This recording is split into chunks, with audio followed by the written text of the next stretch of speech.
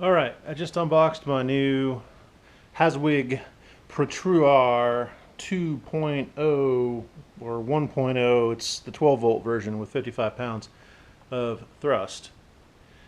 And it's doing something very particular. I can hear it when it's like a tick-a-kick-a.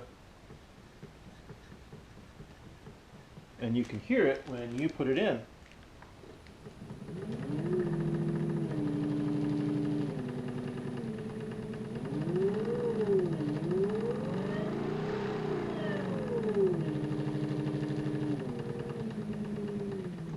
Forward and reverse.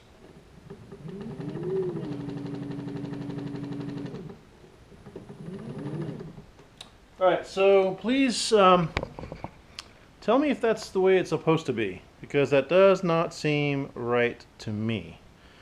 Again, this is the Haswig Protruar 12 volt 55 pound thrust brushless motor.